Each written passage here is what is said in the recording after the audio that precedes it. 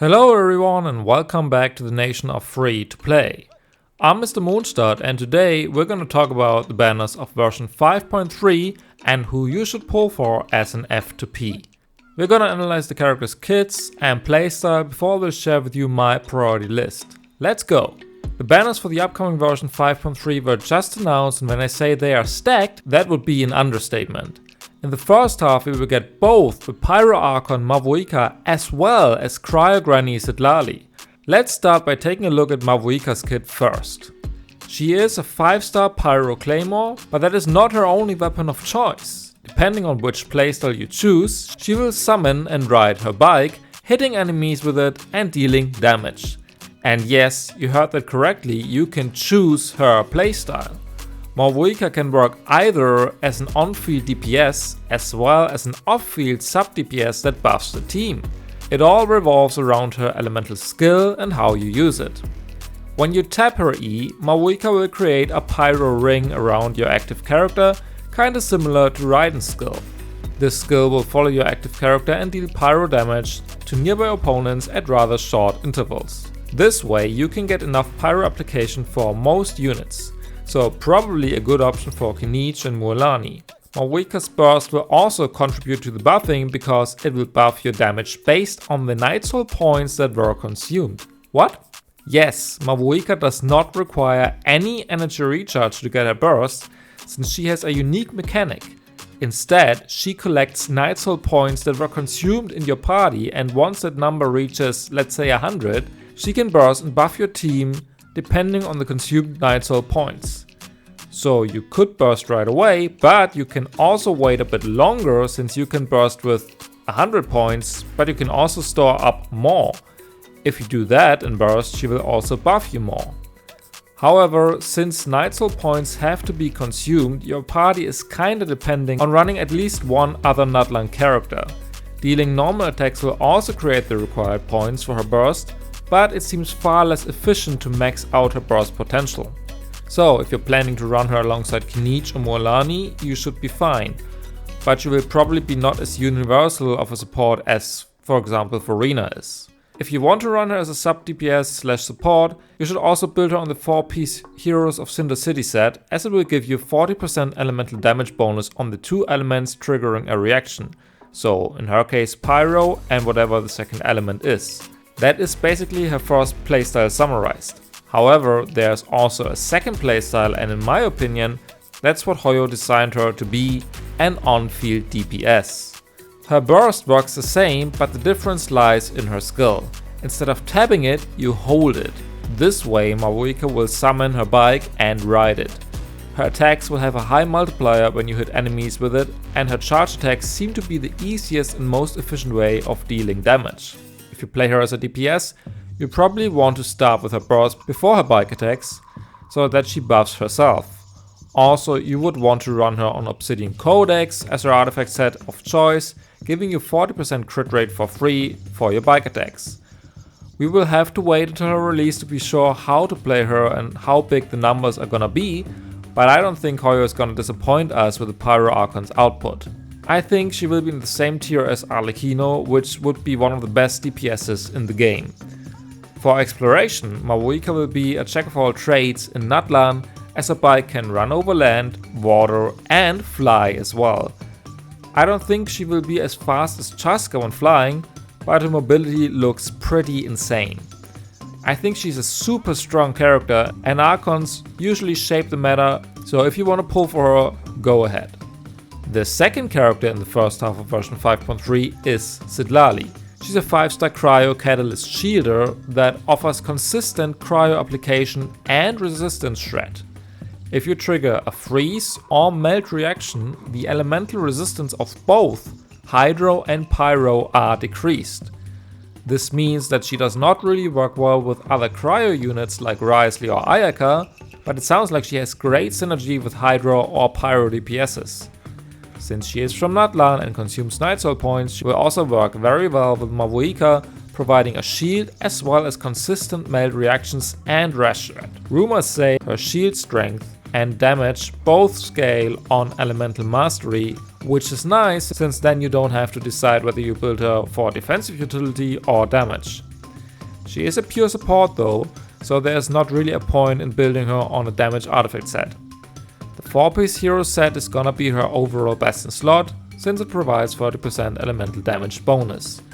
If you're looking for support for your Hydro or Pyro DPS with some defensive utility, I think Citlali is a very good option to go for. Exploration wise, she will not leave too big of an impact, as she will basically have the same exploration skills as Auroron. So the first half of version 5.3 is already pretty stacked, but we are far from done. In the second half, we get reruns of Arlecchino and Clorinde. It's the first rerun for both of these damage dealers, and it is kinda sad that they both rerun right after Mavuika's release. It's gonna be a very tough call for F2Ps who to pick, but let's take a look at their kits first. Arlecchino, aka the Knave, is one of the top 3 DPSs in the game and the strongest Pyro DPS by a big margin, at least before Mavuika was released. She is a pure DPS and has no supportive capabilities. Instead, she deals immense amounts of pyro damage even at C0 and is one of the top picks for almost any Abyss clear. She is rather flexible in terms of team composition, however she cannot be healed during combat except by her burst, so running a shielder like Zhongli or maybe Citlali can be a great comfort upgrade. Arlecchino is a high risk, high reward unit that can deal over 100k on her normal attacks at C0, so if you still need a strong pyro DPS and don't want to go for Mavuika, she is your best choice. If you already have a pyro DPS or want to go for Mavuika, however, I don't think your account will benefit too much, since Hoyo keeps releasing cracked DPSs all the time and their value is not quite as future-proof as the one of supports. Speaking of cracked DPS characters, Clorinde will also get her first rerun in the second half. Clorinde is the strongest electro DPS in the game when it comes to peak rotation damage at C0, and she works best in aggravate or overload team comps. Taser can also be an option. Clorinde is also nothing else than a main damage dealer, as she doesn't provide anything else to the party. But she's definitely very strong and can be a good choice if you like her design and want to get her. Before I will give you my personal opinion and rating, I want to briefly talk about Lan Yan as well. Lan Yan is a new 4-star anemo character from Liyue and will also be released during the 5.3 update. She is a shielder and has the ability to change the element of her shield to Pyro, Electro, Cryo or Hydro, depending what it comes in contact with. However, you should not pull for 4 stars in general, and especially not for Lan Yan, since you will be able to get her for free during the Lantern Rite event. So be aware of that and don't let her influence your pulling decisions. Also, if all of those units were not enough for you already, we will also get a Chronicled Wish during Lantern Rite featuring Baizhu, Shenhe, yes, Shenhe is coming back, Keqing, Ganyu, Xiao, Tartaglia and Qiqi. You will also be able to go for one of 9 5-star weapons, so this is really gonna be tough for every F2P player. I will not go into all of these units since they were released a long time ago and you will be able to find many guides on them already. Personally, I will not pull on this Chronicled Wish, but if you've been waiting for one of these characters, now might be the time to prioritize them, as it could take quite some time until they will be available again. Additionally, we will also get Pyro MC, but luckily we won't have to pull for them. To sum things up, version 5.3 has maybe the most stacked banners of all time, with Mavuika and Citlali in the first and Arlecchino and Clorinde in the second phase. To be honest with you, none of these characters is a bad pull, and if you already know who you want to go for, go ahead. If I had to give you a priority rating though, I would put Mavuika on first, since she is an archon and you can play her as both a main as well as a sub DPS with supportive capabilities. Also bear in mind though that she will probably get her first rerun after 4 to 5 patches, so if you're patient and want someone else instead, you won't have to wait for too long until she comes back around. In the second position I would put Arlecchino, as she has proven to be one of the best damage dealers in Genshin and I don't see her losing in value anytime soon. However, I would not necessarily advise you to pull for both of them, because ultimately they are two pyro DPSs and maybe you want to invest your primos in a different role or a different element. In third position I will put Citlali. She sounds like a very useful support for many pyro and hydro units that deals cryo damage and provides a shield. She seems easy to build as well, as she scales on EM, so crit stats are not really essential. And last but not least, Clorinde is in fourth position. She is a very good DPS, but recently there were simply a lot of very good DPSs. Mualani, Kinich, Chaska, Mavuika, Arlecchino, Neviet.